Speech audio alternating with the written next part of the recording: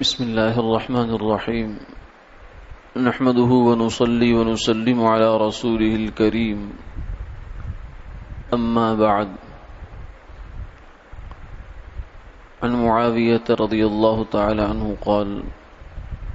قال رسول الله صلى الله عليه وسلم من أحب أن يتمثل له الرجال فليتبوأ مقعده من النار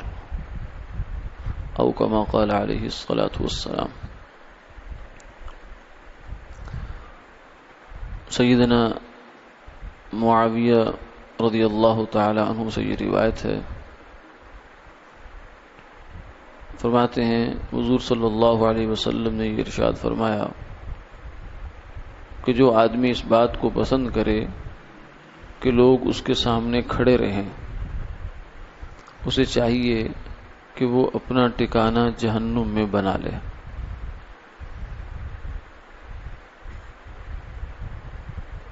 اس حدیث کے راوی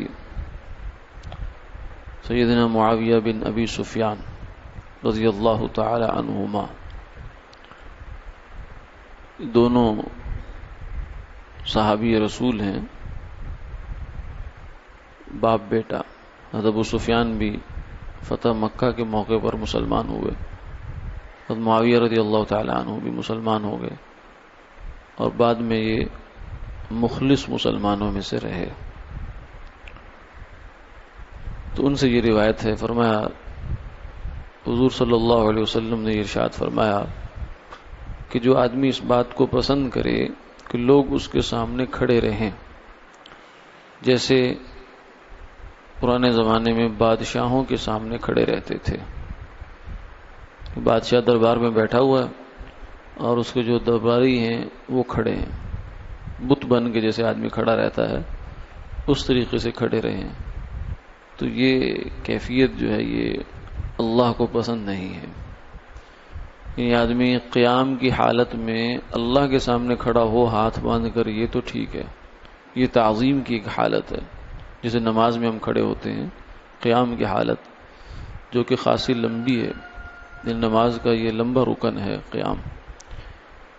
تو یہ حالت اللہ کے علاوہ کسی کے لیے کرنا یہ درست نہیں ہے۔ تو اس لیے فرمایا کہ جو آدمی یہ چاہتا ہو دل سے کہ لوگ اس کے سامنے ایسے بت بن کے کھڑے رہیں، اسے یہ اس کا جذبہ بڑا خطرناک ہے، یہ سمجھے کہ اس کو جہنم میں لے جائے گا۔ اگرچہ ہمارے ہاں اس طریقے سے تو نہیں ہے، مگر بعض اوقات بعض دفاتر میں یا بعض جگہوں پر گھروں میں بھی ایسی صورتحال پیش آ جاتی ہے کہ ملازم جو ہے وہ اس حالت میں کھڑا رہتا ہے، اس تقریباً ملتی جلتی اس سے صورت بن جاتی ہے، تو اس میں کوشش کرنی چاہیے احتیاط ہو۔ یعنی اگر ضرورت کے لیے کھڑا ہے، خدمت کے لیے، جیسے لوگ کھانا کھا رہے ہیں تو اوپر لوگ کھڑے ہوتے ہیں تاکہ کوئی چیز ضرورت ہو تو وہ پہنچا دیں، اور دیکھتے بھی رہیں کہ دسترخوان پہ کوئی چیز کم تو نہیں پڑ رہی، تو یہ تو ضرورت ہے۔ لیکن ویسے ہی کھڑے ہیں جیسے تعظیم کے لیے اور احترام کے لیے،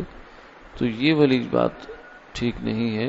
اس سے اجتناب کرنا چاہیے۔ اللہ تعالیٰ عمل کی توفیق عطا فرمائے۔